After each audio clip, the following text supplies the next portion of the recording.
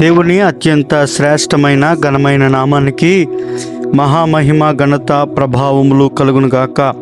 మన ప్రభువును ప్రియరక్షకుడునైన యేసుక్రీస్తు ప్రభుల వారి ప్రశస్తమైన ఉన్నతమైన అద్భుతమైన ఘనమైన నామంలో మీ అందరికీ మరొక మారు సర్వశుభాలు ప్రకటిస్తూ ఉన్నాం.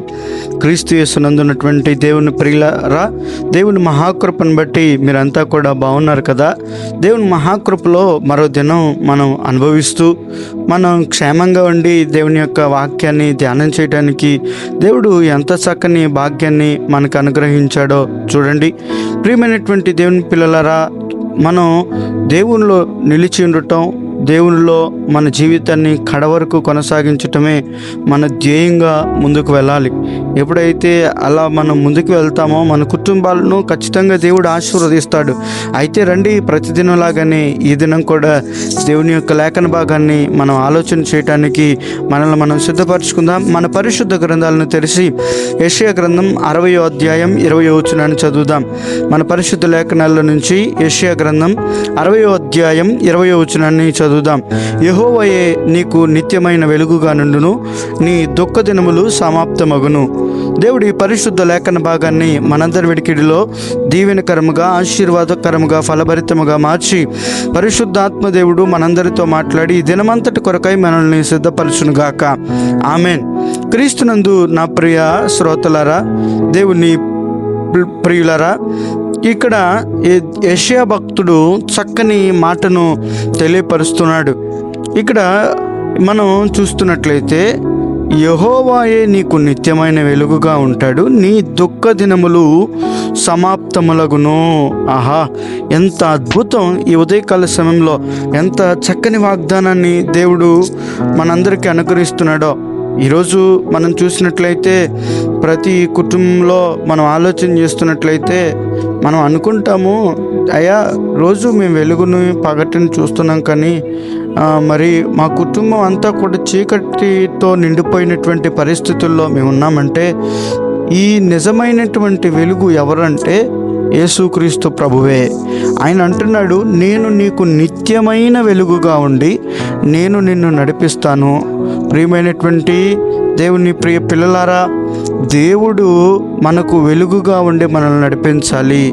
ఎప్పుడైతే వెలుగై ఉన్నటువంటి దేవుడు మన కుటుంబాలలో ఉదయిస్తాడో, నిజమైనటువంటి వెలుగుగా ఆయన మన కుటుంబాల్లో ఉదయించినప్పుడు మన జీవితాల్లో ఆ ఉన్నతమైనటువంటి ఆ యొక్క ఆశీర్వాదాన్ని మనం చూడగలుగుతాం. ప్రియమైనటువంటి దేవుని బిడ్డలారా, ఈరోజు మన కోరికలు సఫలమవ్వాలి, మన ఆలోచనలు నెరవేర్చబడాలి, మన సంకల్పాలు నెరవేర్చబడాలి అంటే దేవుడు మనకు నిత్య వెలుగుగా ఉండి మనల్ని నడిపించాలి. ఆయన ప్రకాశించే సియోనులో దివ్య తేజుడైనటువంటి దేవుడు. ఎప్పుడైతే ఆయన నిన్ను, నీ కుటుంబాన్ని ఆయనకు నువ్వు అప్పగించుకుంటావో, ఎప్పుడైతే నిన్ను ఆయన పట్టుకుంటాడో, ఎప్పుడైతే ఆయనకు నిన్ను నువ్వు అప్పగించుకుంటావో ఆయన నిత్య వెలుగుగా నీ కుటుంబంలో ఉంటాడు. ఈరోజు మనం చేయలేకపోతున్నటువంటిది ఏంటంటే దేవుణ్ణి మన కుటుంబంలోకి ఆహ్వానించలేకపోతున్నాం. దేవుణ్ణి మన కుటుంబంలో మనం పెట్టుకోలేకపోతున్నాం, దేవునితో సహవాసం చేయలేకపోతున్నాం.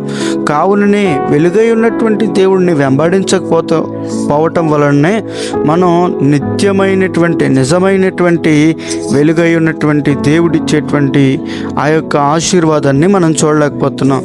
కాబట్టి ఆయన అంటున్నటువంటి మాట ఏంటంటే, నేను నిత్యమైన వెలుగుగా ఉంటాను, వారి దుఃఖ దినములు సమాప్తం అవుతాయి అంటున్నాడు. ఈరోజు ప్రతి కుటుంబంలో చూసినట్లయితే కన్నీళ్ళు, దుఃఖాలు అనేటువంటివి సహజంగా మనకు కనబడుతున్నటువంటి విషయమే.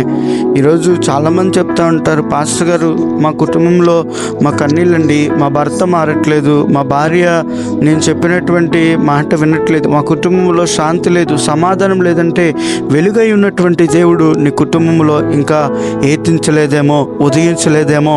ఒకసారి ఆలోచించు నా ప్రియ సహోదరి సహోదరుడా. ఆయన అంటున్నాడు, నిన్ను, నీ కుటుంబాన్ని నీలముతో నీలాంజనములతో నీ పునాదులు చక్కగా నిర్మించుటకు ఆయన సిద్ధంగా ఉన్నాడు. నీ దుఃఖ దినములను సమాప్తం చేయటానికే దేవుడు ఈ లోకానికి దిగి వచ్చినటువంటి మహా గొప్ప దేవుడు. అయితే నిన్ను నువ్వు ఎప్పుడైతే ఆయనకు అప్పగించుకుంటావో, ఎప్పుడైతే నీ జీవితాన్ని ఆయన చేతుల్లో పెడతావో, ఖచ్చితంగా నీ దుఃఖ దినములు సమాప్తములై నీకు ఒక ఉల్లాస వస్త్రమును, సంతోష వస్త్రమును దేవుడు ధరింప చేయటానికి ఇష్టపడుతూ ఉన్నాడు. ప్రియమైనటువంటి వాళ్ళారా, ఎప్పుడైతే ఇదిగో నా కుటుంబంలో ఉల్లాసం కావాలయా, సంతోషం కావాలయా, ఆనందం కావాలయా అని కోరుకుంటున్నావా? నీ దుఃఖ దినములు సమాప్తం అవ్వాలి అనుకుంటున్నావా? నీ కన్నీటి పర్వంతమైనటువంటి జీవితం, ఇదిగో నీ కన్నీటి పర్వంతమైనటువంటి జీవితంతో కొట్టుమిట్టాడుతున్నటువంటి పరిస్థితులతో నువ్వు ఉన్నావేమో. నా దేవుడి ఉదయకాల సమయం మాట్లాడుతున్నటువంటి మాట ఏంటంటే, నీ దుఃఖ దినములు నేను సమాప్తం చేస్తున్నాను. అందుకనే బైబిల్ గ్రంథం సెలవిస్తుంది, కన్నీటితో విత్తువాడు సంతోషగానంతో పంట కోస్తాడు. ఇదిగో ఈరోజు ఇన్ని రోజులు నీ కుటుంబాన్ని దేవుని చేతుల్లో పెట్టకుండా, వెలుగై ఉన్నటువంటి దేవుడిని నీ కుటుంబంలోకి ఆహ్వానించకుండా ఉన్నావేమో. దేవుడు ఈ ఉదయకాల సమయంలో అంటున్నాడు, నన్ను నీ కుటుంబానికి ఆహ్వానిస్తే, వెలుగై ఉన్నటువంటి దేవుడు నీ కుటుంబంలో ఉంటే నీ దుఃఖమంతా సంతోషంగా మార్చబడిద్ది. ఆమేన్. నీ దుఃఖమంతా నాట్యంగా మార్చబడిద్ది. ప్రియమైనటువంటి దేవుని బిడ్డలారా, ఇదిగో ఈ పరిస్థితుల్లో ఈ ఉదయం మీరు ఈ వాగ్దానం వింటున్నారో నాకు తెలియదు. చాలామంది చెప్తూ ఉంటారు. మొన్న నేను ఒక పుస్తకం చదువుతున్నప్పుడు నేను గమనించినటువంటి విషయం ఏమంటున్నాడంటే, వెలుగు లేనటువంటి జీవితం శరీరంలో ఎప్పుడు క్షీణించినటువంటి ఎముకల వంటిది అని అన్నాడు. కాబట్టి వెలుగు లేనటువంటి జీవితంలో అంటే శరీరంలో కూడా ఎముకలు ఉంటాయి, కానీ వాటికి కాస్తంత పరిస్థితులు ప్రభావం బాగలేనప్పుడు ఆ ఎముకలు ఎలా అయితే క్షీణించిపోతూ మనకు అనారోగ్యం కలుగుతుందో, కుటుంబాలలో కూడా నిజమైనటువంటి వెలుగు లేకపోతే ఆ ఎముకలు ఎలాగైతే క్షీణించిపోతాయో అటువంటి జీవితమే ఈ జీవితం కూడా. కాబట్టి వెలుగై ఉన్నటువంటి జీవితాన్ని దేవుడిని మీ జీవితాల్లోకి ఆహ్వానించండి. మీ దుఃఖ దినములు సమాప్తం చేస్తాడు, మిమ్మల్ని ఎత్తుకుంటాడు, ముదిమి వచ్చే వరకు కాపాడుతాడు, మిమ్మల్ని బలపరుస్తాడు. అట్టి కృపా భాగ్యం దేవుడు మనకు దయచేయను గాక. ఆమెన్. చిన్న ప్రార్థన. పరిశుద్ధుడానికి వందనాలు. ఈ వాక్యం విన్న ప్రియులందరినీ మీరు దీవించండి అయ్యా. వారి కష్టాలు, రుగ్మతలు, బలహీనతలన్నీ మీరు తీర్చండి. ఈ ఉదయకాలపు దీవెనలతో వారిని నింపమని యేసు పరిశుద్ధ నామమున ప్రార్థిస్తున్నాం తండ్రి. Amen, amen, amen. May God bless you all. May God bless our India. దేవుడు మిమ్మల్ని అందరినీ తన నిత్య వెలుగులో నడిపించునుగాక. ఆమెన్.